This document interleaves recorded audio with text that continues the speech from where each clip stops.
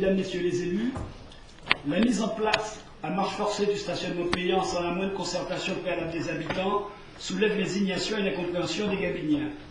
Une pétition lancée sur les réseaux sociaux a recueilli plus de 2000 signatures. Un rassemblement lancé également sur Facebook a rassemblé devant l'hôtel de ville le 7 juin dernier plus de 150 personnes. Des familles et des retraités exaspérés de cette décision injuste. Fort de son élection, il y a maintenant plus de 4 ans, l'exécutif municipal considère sans doute que cette agitation ne mérite aucun intérêt. Pour preuve, monsieur le maire, vous avez refusé d'honorer un premier rendez-vous le 9 juin et envoyé un de vos adjoints qui n'est pas en charge de ce dossier pour engager la négociation. Tout de suite, je vous rappelle que je n'étais pas en mairie, donc je veux bien recevoir les délégations par transmission de pensée. On l'a dit à la délégation, monsieur le maire n'est pas en mairie, et donc monsieur Cranoli a reçu une délégation. Très bien. Merci. Bon. Peine perdue.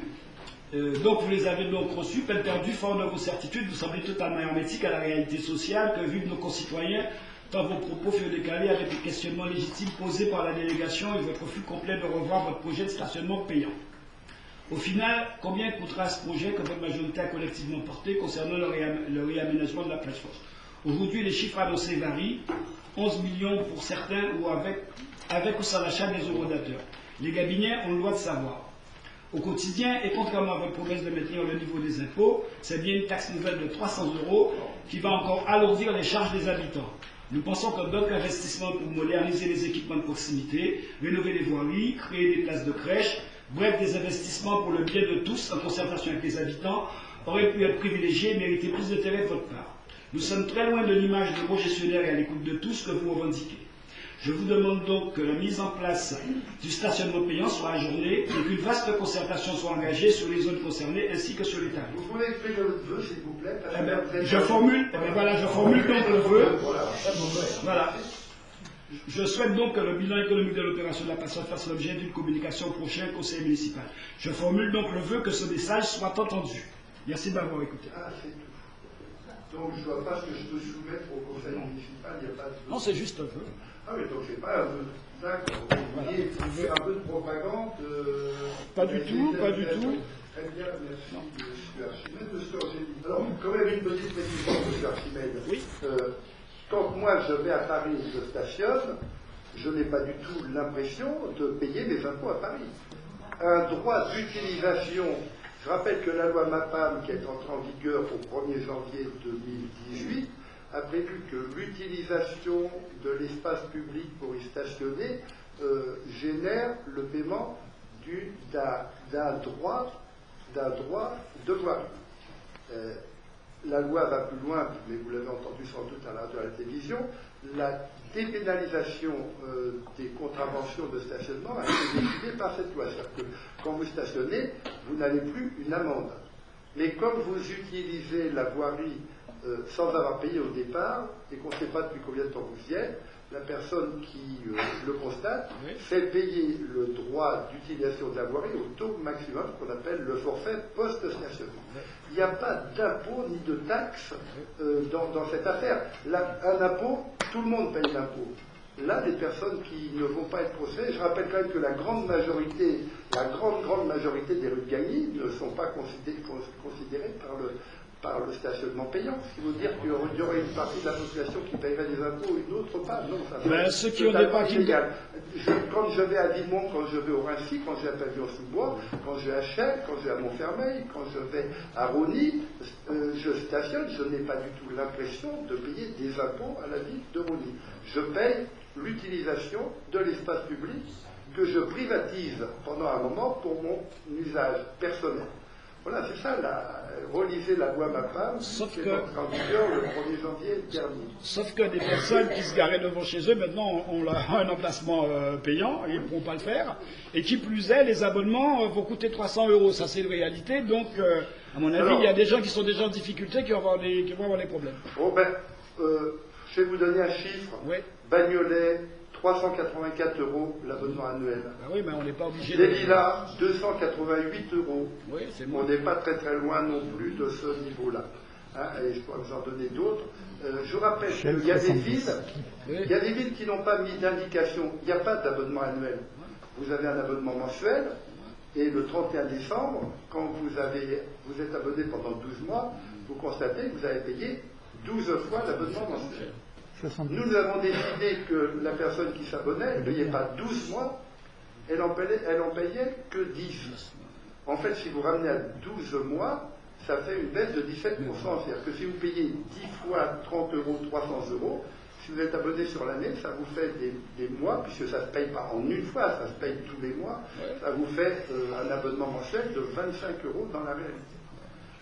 Sauf qu'à Chelles, c'est 70 euros. Bagnolet, c'est 32 par mois. Le Valois-Perret, alors c'est pas le même port, le Valois-Perret, c'est 50 euros par mois, 600 euros par an.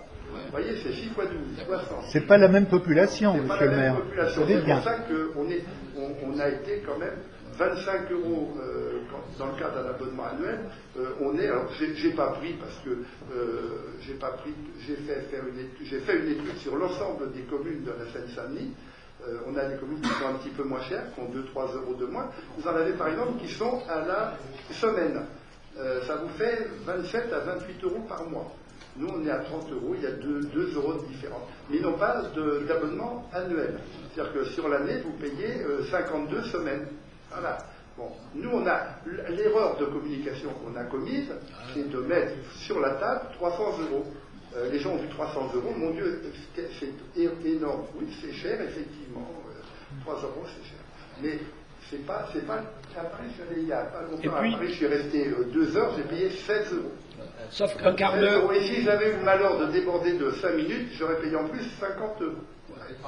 Sauf que le quart d'heure gratuit, ça me paraît largement insuffisant. Sur les marchés, on a décidé que ça passerait à une demi-heure. Hein, ça a été déjà.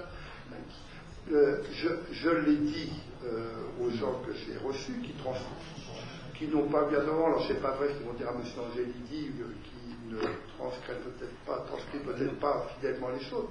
J'ai dit aux personnes que j'ai reçues, quelles qu'elles soient et à quel moment je les ai reçues, est-ce que le principe du stationnement payant peut être remis en cause? Non, c'est évident. Est-ce que des modifications peuvent être apportées? Oui, dans la limite du raisonnable. Est-ce que des personnes peuvent prétendre avoir des mesures spécifiques? Je rappelle qu'il y a un principe constitutionnel d'égalité des citoyens devant le service public et qu'on ne peut pas être dans la même catégorie et payer et que le voisin ne paye pas. Voilà. Donc il peut y avoir des adaptations. On a déjà commencé à travailler dessus. Il y en a qui sont déjà acquises et on modifiera. Je rappelle, même si ça fait rigoler M. Angelidi dans ses propos, que si on a publié ça au mois de juin, c'est pour donner aux gens le temps de... Sinon, on l'aurait publié au bulletin municipal du 1er septembre. Mais on avait déjà voté, voilà. On avait déjà voté, mais bien entendu, donc, si et le contrat, vous avez dû le signer déjà. Si on n'avait pas voté, on n'aurait pas eu de tarif fixé, on n'aurait rien eu à proposer. J'entends bien, avoir un document proposable pour le faire. Donc, monsieur le maire, je prends note que vous allez donc faire une nouvelle proposition de tarification. On va adapter. On va adapter. On ne va pas révolutionner, on va adapter. Alors, qui est l'objet je l'ai dit aux gens que j'ai reçus la semaine dernière, j'ai été voir un certain nombre de personnes dans un certain nombre de rues concernées. Les gens m'ont fait part de l'observation, parce qu'il y a des gens quand même qui n'ont pas commencé, avant même d'avoir écrit le moindre mail ou la moindre lettre, d'envahir l'hôtel de ville. Des gens qui sont comportés d'une manière correcte, c'est-à-dire qui envoient un mail, monsieur le maire, il y a ça, voilà, nous on a telle observation à formuler. Je trouve que ces mesures de faire une manif sans la déclarer à la préfecture... Oh, c'était un peu bon enfant, c'était des personnes, c'était des commerçants et des personnes âgées. Vous êtes contre la légalité des... Ah non, pas du tout. Et d'envahir... Moi, j'étais en réunion ailleurs. J'ai reçu un coup de fil du personnel. Monsieur le maire, vous êtes où? La mairie est en train d'être envahie. Voilà le personnel qui était au guichet. Non, c'était assez pacifique. Vous allez dire que c'était bon enfant. C'était pacifique. Je ne suis pas très sûr que c'était si bon enfant que ça. Si. Bon. Voilà. Est-ce que je peux... Dans ce cadre-là, est-ce que vous me permettez de poser une petite question? C'est quelque chose qui m'a été rapporté, mais je ne sais pas si les propos viennent vraiment de vous. Est-ce que, selon vous, une zone bleue est compatible avec le MAPTAM? Et est-ce que vous pouvez, normalement, y appliquer des sanctions en cas de non-respect de la règle? Alors, d'abord, la notion de zone bleue est un peu incompatible avec du stationnement payant. Elle est toujours dans le code de la route. Non, mais le code de la route, je rappelle que la loi MAPAN ne s'applique qu'à la métropole du Grand Paris, oui, et non pas à Lyon ou à Limoges. Hein. Donc il faut bien que ça reste dans le code de la route. Mais il n'y a pas eu de dérogation. Il pourrait y avoir une rue qui soit en zone bleue, et la rue d'à côté, stationnement payant. Sinon, ça veut dire que tout le monde va aller dans la rue qui est en zone bleue, et que ça sera une ville en fer. Sachant que le temps est limité, vous pourrez très bien sanctionner ceux qui ne respectent pas la règle du jeu. Non, mais attendez, qui ira dans les zones de stade? Je rappelle que si on déjà, on y va parce qu'on en a un besoin. La première, c'est que dans le quartier de la gare du Centre, et encore plus dans le quartier de la gare du Chesnay, les riverains n'en pouvaient plus. Les gens arrivaient, ils sortaient de chez eux le matin, il y avait une voiture sur leur bateau, parce que quelqu'un était arrivé à la dernière seconde, avait mis sa voiture n'importe où pour prendre le train, pour pas arriver en retard dans son entreprise. Ce qu'on peut concevoir d'ailleurs. C'était infernal. Et moi, quand j'allais à des repas de voisins les années précédentes, on me disait, monsieur le maire, pourquoi vous ne faites pas le stationnement payant, ça réglerait le problème. Les commerçants, ça a été pareil. Dans la rue Henri Maillard, les commerçants me disaient, monsieur le maire, les commerçants, nos clients n'arrivent plus à stationner, il faut vraiment passer au stationnement payant. Toutes les villes autour l'ont fait. Pas toutes, voilà. Pas toutes. Si toutes celles qui ont des gares l'ont fait. Eh bien non. Dites-moi laquelle ouais. Oui, alors c'est vrai. Oui, toutes celles qui ont des gares. Il y a deux villes qui sont pas faites, Clichy-sous-Bois, qui malheureusement pour elle n'a pas de gare, et il y a une autre... et Neuilly-sur-Marne, vous avez dû entendre parler récemment qu'elle n'avait pas non plus de ligne de transport. Voilà, toutes les autres l'ont fait. Parce que sinon c'est impossible à vivre pour les riverains. Si on prend par exemple le stade Jean-Bouin, oui, la piscine et le tennis Ostermayer, oui, j'y vais souvent à Microtel, en voiture, et il y a plein de places de stationnement. On est en zone bleue, les gens ne stationnent pas pour aller à la gare, ils seraient sanctionnés parce que rien qu'à aller à Paris et revenir, ça prendra les 2 heures. Donc ça ne couvre pas le besoin initial qui était de fluidifier la circulation. Et par contre, ça va handicaper la piscine. Et vous savez pourquoi? La piscine a téléphoné un jour à M. Maury, le directeur général, pour lui dire que ça ne peut pas durer comme ça. Le parking de la piscine est utilisé par tout le monde, sauf par les clients qui ne peuvent pas se mettre. Il faut prendre des mesures. Il faut mettre le stationnement payant. Voilà. Alors, la piscine. Alors, je veux bien qu'il soit pour un jour et contre un autre. Mais alors, est-ce que ce n'est pas dû au fait que les gens qui devraient sanctionner ne fréquentent pas ces quartiers-là pour une raison que j'ignore. Mais normalement, si ça continue et qu'il y ait des parcs-mètres et qu'il n'y ait personne qui aille relever les infractions, ça sera la même chose. Mais il y aura des gens qui vont relever les infractions. Eh bien, donc ils pourraient le faire aussi bien si la zone est bleue. Attendez, donnez-moi un argument pour lequel toutes les villes auraient des stationnements payants sauf Gagny. Mais je ne parle pas sur un plan général. Il y a un argument, non, mais parce qu'il n'y en a pas. Sur un plan général, non. Sauf que... Je rappelle qu'on a fait des parkings souterrains.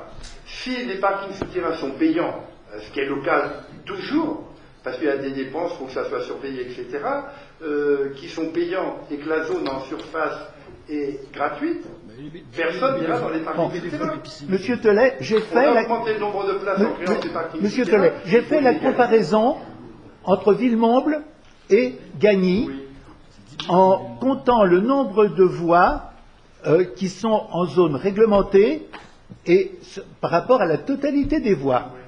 Eh bien, Gagny en a 3 fois plus que Villemomble, point final. Oui, mais Gagny a sans doute 3 fois plus de longueur de voirie que Villemomble. Là c'est donc c'est encore pire. Je n'ai pas compté le nombre de places. Je ne le connais pas. La longueur des voies. J'ai compté le nombre de voies, c'est tout. On a 3 fois plus. On a pas loin de 400 voies sur Gagny. 360. On a additionné les longueurs. 360 voies. On a 360 voies. Voilà. Ouais. On est en train d'additionner leur longueur. Ah, mais ceux payants, ceux pas payants. Oui. Vous verrez que. Eh bien, je l'ai fait. Des voies et non payants. Ben, si vous le faites, vous me donnerez le résultat, ça m'évitera vous pouvez les chercher sur mon blog, mais bon. Mais... Voilà. Alors faites pas d'erreur de calcul. Ah non, je sais que vous allez me sanctionner sévèrement après. Bah attendez, j'ai pas posé ma question. Oh, bah, attendez. Ah mais non. Attendez. Vous parlez depuis 10 minutes, si vous n'avez pas posé d'autres questions, vous n'en avez pas posé, on va pas je suivais vous la cette poser la prochaine fois. Non, s'il vous plaît, monsieur Solet. C'est important, c'est la définition de résident. Parce que quand on a, sur tous les textes que l'on a votés, on parle de résident sur un plan général. Sauf que, dans Gagny Magazine, j'ai découvert qu'il est indiqué que pour le stationnement de surface, l'article considère qu'un résident est un riverain d'une voie à stationnement payant. Ça veut dire que, manifestement, même quand il prendra son abonnement, il pourra stationner dans sa rue, dans son quartier, mais sans plus. Un résident, en français, ça a un sens. Il y en a plusieurs. Paris est payant depuis très longtemps, il y a une jurisprudence, il y a tout ça. On va rechercher la définition à la fois donnée par le Conseil de Paris et par la jurisprudence des tribunaux, parce qu'il a dû y avoir des contestations, puisque vous trouvez que c'est ambigu comme terme, et on vous donnera les résultats. Alors juridiques. Pourquoi je dis c'est ambigu? Parce que vous utilisez le même terme dans tout ce que l'on a voté pour fixer les tarifs des parkings et des stationnements sur les voies. Oui. Ça veut dire que qui est résident riverain d'un parking? Alors attendez, le mot résident peut être résident de Gagny, résident d'un quartier, résident d'une rue. Eh bien, ça n'a jamais été défini dans tout ce que l'on a pu lire qui nous donne et sur lequel on a voté. Qui donne une certaine latitude de précision lorsqu'on va faire le règlement d'utilisation. Mais ça, les élus ne l'auront pas voté. Mais parce que vous voulez voter ce qu'est un résident, mais là, on va pas voter les termes sémantiques qu'on utilise. Alors, est-ce que vous pouvez là définir ce qu'est un résident de voie à stationnement payant? Et qu'est-ce qu'il a droit de jouer un résident de voie non stationnement. Et résident, alors pourquoi il va payer? La personne qui réside dans un lieu. Alors pourquoi il va payer alors que les autres ne paieront pas? Si vous restez sur cette définition. Parce qu'il y a des voies qui vont être non payantes, puis si on ne fait pas le stationnement payant, histoire de faire payer tout le monde, on fait le stationnement payant là où il est indispensable pour assurer un équilibre, soit la rotation des véhicules, soit le non-engorgement des zones autour de la gare de Gagny. Imaginons que je sois dans une zone payante, je prends un abonnement, est-ce que je peux aller dans un autre quartier de la ville et stationner? Ça dépend dans quel quartier, il faut que vous restiez dans un quartier qui est de même nature. Ou est-ce que c'est limité à une zone, une rue? Si vous avez un voiture stationné devant chez vous, que vous avez un tarif résident, et que vous voulez aller mettre votre voiture dans la rue d'à côté qui est située dans le même zonage, vous pouvez le faire. Et si je veux aller faire mes courses, si vous voulez aller par exemple rue Henri Maillard, où là vous passez dans de la zone à courte durée, là vous payez. Oui, mais je parlais d'une même zone, pas une zone tarif, je parle d'une même zone de durée. Ça veut dire que si je suis, par exemple, devant le stade, on est en zone stationnement long, j'habite dans une zone stationnement long, je vais là-bas, est-ce que je peux y rester sans payer? Vous pouvez y rester. Sans payer? Puisque vous avez une carte de résident, la résidence, elle joue sur la zone de résidence. Elle ne joue pas simplement le voisin d'à côté et le voisin de l'autre côté. Voilà. Donc je pourrais faire 2 kilomètres. Mais sinon, ça veut dire que le matin, vous allez payer pour une journée. On ne va pas prendre un abonnement, vous payez une journée complète. Dans la journée, si vous ne pouvez pas bouger, c'est-à-dire qu'une fois que vous avez payé, si vous bougez pour aller dans une rue un peu plus loin, vous repayez, puis si vous bougez une troisième fois et une quatrième fois. Si vous voulez le faire, merci, mais vous ne serez pas obligé. Mais alors, donc, si je prends par exemple, moi qui ne suis pas résident... Alors vous êtes un peu moins long que le rapport sur la politique de la ville quand même, hein. Ah mais il était quand même il fallait l'écouter quand même, c'est très important. Et celui-là aussi est important pour beaucoup de Gabiniens. Et celui-là est aussi important pour bon nombre de Gabiniens. Donc, si... Non, parce que alors là, vous êtes en train d'embrouiller tout le monde. Ceux qui avaient compris, maintenant se disent, je me demande si j'ai bien... Eh bien, je ne sais pas s'ils avaient compris. Il est tellement fin dans ses analyses au conseil municipal, c'est qu'il y a quelque chose que je n'ai pas compris, sans doute se disent-ils. Bien, vous regarderez... on vous précisera tout ça. On a présenté en gros, il y aura Il y aura un mode d'emploi, c'est évident. Il y aura une petite brochure, comme le font toutes les villes, dans laquelle on explique comment ça marche. Et là, vous aurez toutes les réponses en détail.